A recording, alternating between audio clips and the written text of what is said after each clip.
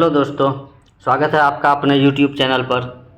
आज हम लोग बहुत ही महत्वपूर्ण जीएस के प्रश्नों को देखेंगे। ये प्रश्न ऐसे प्रश्न हैं जो हमेशा किसी न किसी परीक्षा में कई बार पूछे जा चुके हैं। चलिए शुरू करते हैं। पहला प्रश्न है, आईसीसी T20 वर्ल्ड कप 2022 किस देश ने जीता? Australia, Bharat, England, Pakistan. इस प्रश्न का सही जवाब सी इंग्लैंड होगा। इंग्लैंड ने पाकिस्तान को बेहद ही रोमांचक मुकाबले में हराकर वर्ल्ड कप खिताब अपने नाम किया था। हालांकि 2024 का वर्ल्ड कप अभी हाल में हुआ जिसे भारत ने जीता है साउथ अफ्रीका को हराकर। चलिए अगला प्रश्न देखते हैं। अगला प्रश्न है, 2022 का नोबेल शांति पुरस्कार किसे मिला? रूस, यूक्रेन, बेलारूस, संयुक्त राज्य अमेरिका। इस प्रश्न का सही जवाब होगा बी, यूक्रेन। 2022 का नोबेल शांति पुरस्कार यूक्रेन ने जीता। अगला प्रश्न है, लद्दाख के नए केंद्र शासित प्रदेश की राजधानी क्या है? लेह, श्रीनगर, जम्मू, कारगिल। दोस्तों, लद्दाख जो नया केंद्र शासित प्रदेश बनाया गया है इसकी राजधानी लेह है। लद्दाख को 31 अक्टूबर 2019 को जम्मू कश्मीर से अलग करके एक नया केंद्र शासित प्रदेश बनाया गया। ये अपने प्राकृतिक सुंदरता और बर्फीली वादियों के लिए जाना जाता है। इसमें ये प्राकृतिक सुंदरता के साथ साथ बौद्धिक संस्कृति के लिए भी जाना जाता है। यहाँ अधिकांश लोग जो हैं वह बौद्ध मतावलंबी हैं।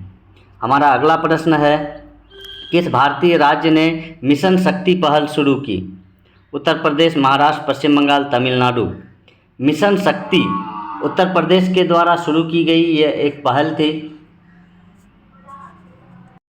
मिशन शक्ति योजना लड़कियों के लिए या महिलाओं को सशक्त बनाने के लिए उत्तर प्रदेश सरकार द्वारा शुरू किया गया एक अनूठा पहल है। इसका शुभारंभ 17 अक्टूबर 2020 को किया गया था।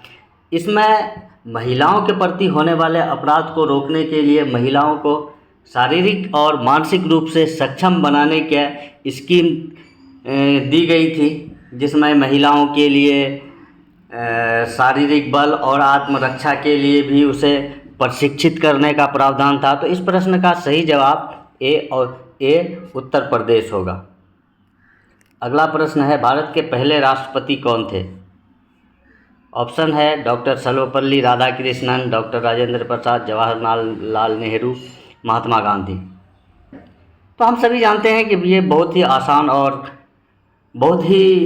और पॉपुलर क्वेश्चन है, लेकिन ये आसान होने के साथ साथ कई सारे परीक्षाओं में ऐसे भी आसान प्रश्न हमसे पूछे चले जाते हैं, इसलिए इसे हमें समय समय पर रिकॉल कर लेना अच्छी बात है। तो इस प्रश्न का जवाब आप सभी जानते हैं कि डॉक्टर राजेंद्र प्रसाद है। डॉक्टर राजेंद्र प्रसाद भारत के पहले राष्ट्रपति थे जिन्होंने 26 जनवरी 1950 को स्वतंत्र भारत के पहले राष्ट्रपति के रूप में शपथ ली थी। उनका जन्म 3 दिसंबर 1884 को बिहार के जीरादेई गांव में हुआ था। तो इससे प्रश्न पूछे जा सकते हैं, इससे रिलेटेड भी प्रश्न बन सकते हैं कि डॉक्टर राजेंद्र प्रसाद ने पहली बार शपथ कब ली थी, तो 26 जनवरी 1950 को, या उसका जन्म कब हुआ था तो 3 दिसंबर 1884 को। जन्म कहाँ हुआ था तो बिहार के जीरादेई में।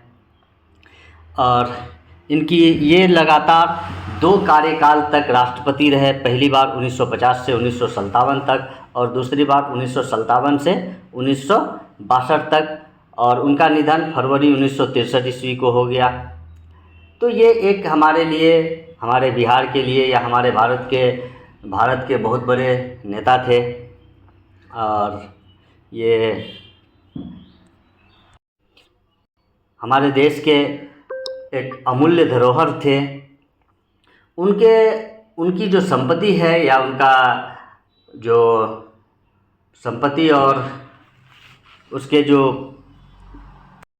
संपत्ति और धरोहर हैं वो आज भी भारत के लिए या भारत सरकार के लिए काम कर रहे हैं और आगे भी काम करते रहेंगे।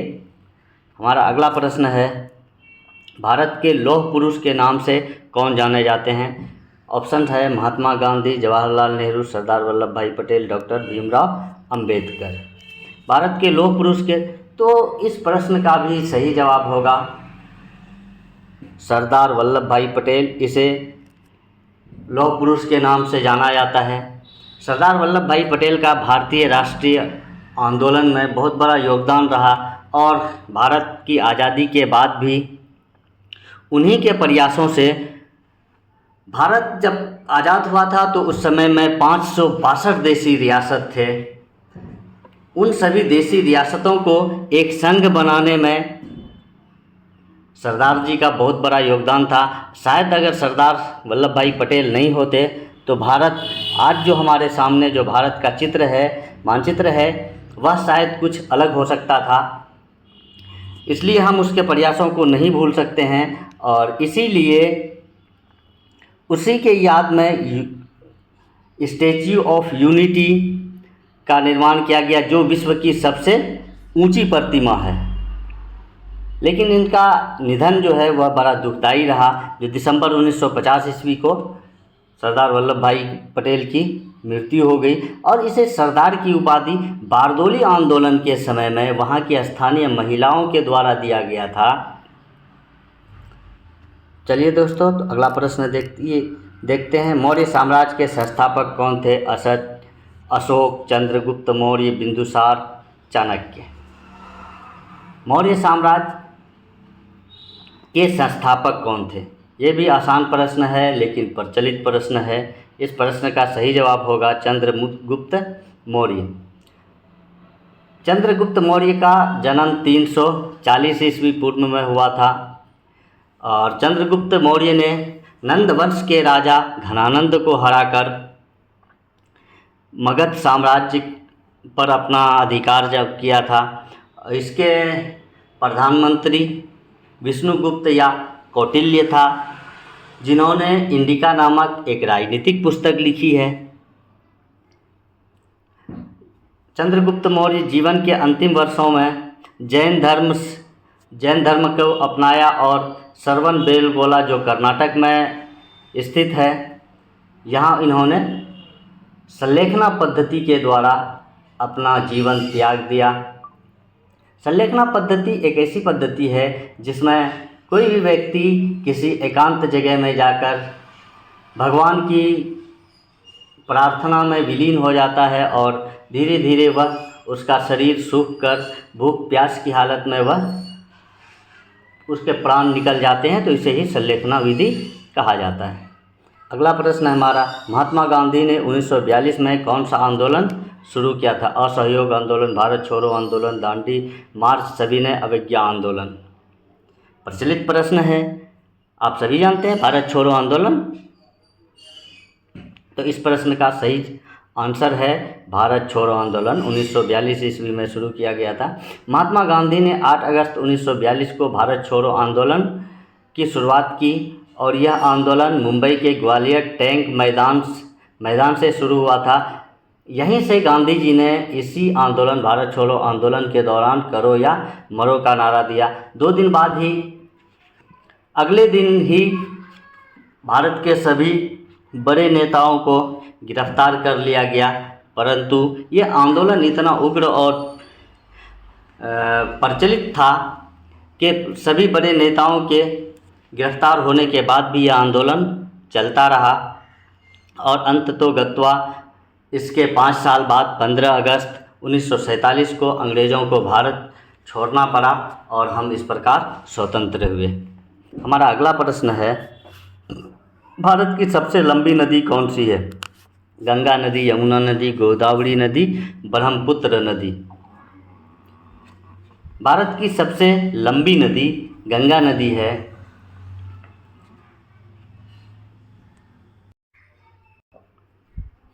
इस प्रश्न का सही जवाब होगा गंगा नदी।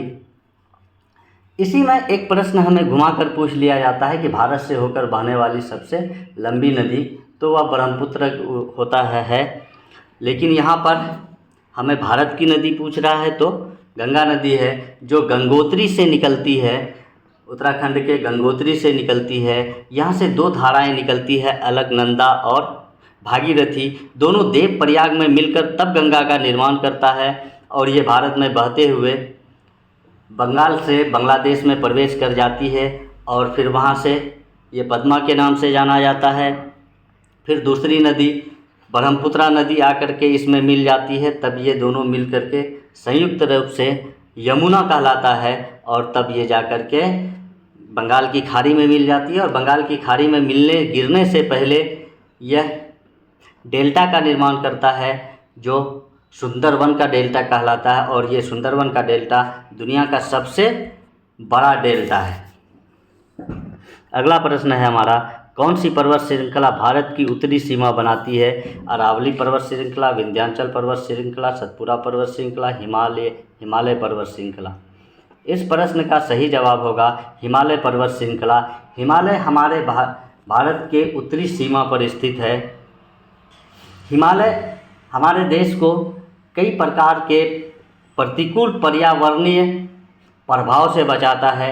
हिमालय पर्वत अरब सागर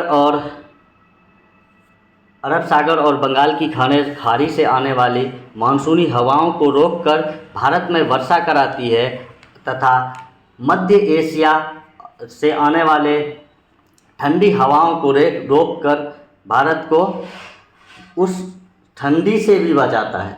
यानी हमें हिमालय नहीं होता तो भारत ठंडे प्रदेश के रूप में जाना जाता और यहाँ वर्षा भी नहीं होती। इस प्रकार से ये हमें प्राकृतिक रूप से सुरक्षा प्रदान करता है।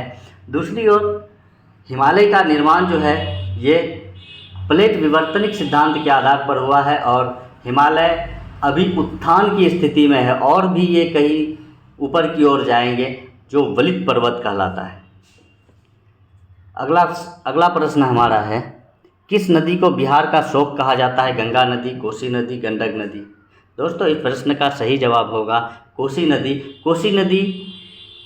कोसी नदी नेपाल से निकलती है और चूँकि यह अपने मार्ग को बदलने के लिए प्रसिद्ध है, ये कहाँ किस स्थिति में किधर अपना मार्ग बदल ले कहना मुश्किल है। बहुत ज़्यादा क्षति कराती है और बाढ़ भी लाती है, इसलिए इसे बिहार का शोक कहा जाता है। अगला प्रश्न हमारा है, भारतीय संविधान के जनक के रूप में कौन जाने जाते हैं? महात्मा गांधी, जवाहरलाल नेहरू, डॉक्टर भीमराव अंबेडकर, सरदार वल्लभ भाई पटेल। इस प्रश्न का सही जवाब है डॉक्टर भीमराव अंबेडकर। भीमराव अंबेडकर के बारे में तो सभी जानते हैं, इसके बारे में कुछ भी कहना कठिन है। इनका प्रारंभिक जीवन बड़ा ही कठिन रहा, छुआछूत से सबसे ज़्यादा प्रभावित रहे, लेकिन इन्होंने अपनी शिक्षा के दम पर ये सभी रीति रिवाजों को बदलने का प्रयास किया और भारत का संविधान को लिखने का, संविधान का सलाहकार के रूप में अपना योगदान दिया। डॉक्टर भीमराव अंबेडकर का जन्म 14 अप्रैल 1891 ईस्वी को मध्य प्रदेश में हुआ था और इन्होंने कोलंबिया विश्वविद्यालय और लंदन स्कूल ऑफ इकोनॉमिक्स से डॉक्टरेट की उपाधि प्राप्त की। पेशे से ये वकील थे और इनकी मृत्यु 6 दिसंबर 1956 ईस्वी को दिल्ली में हुई। अगला प्रश्न हमारा, भारतीय संविधान का कौन सा अनुच्छेद समानता के अधिकार से संबंधित है? इस प्रश्न का सही जवाब होगा अनुच्छेद 14। अनुच्छेद 14 समक्ष समानता का अधिकार प्रदान करता है। इसका मतलब यह है कि किसी भी व्यक्ति को आप जाति धर्म के आधार पर भेदभाव नहीं कर सकते हैं, चाहे नौकरी में हो या किसी अन्य मामले में हो। आप हमारे साथ या किसी के साथ भी किसी प्रकार का असमानता नहीं होता है। जो भारत का नागरिक है सबके साथ समान रूप से समान व्यवहार किया जाएगा।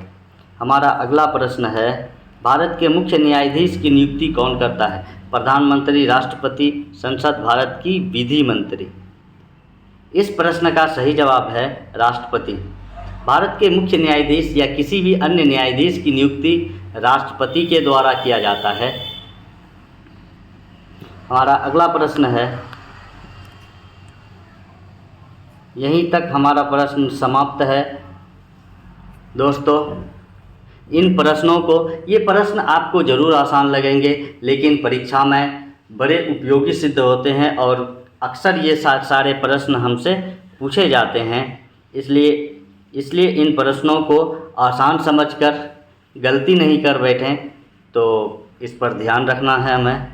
धन्यवाद दोस्तों।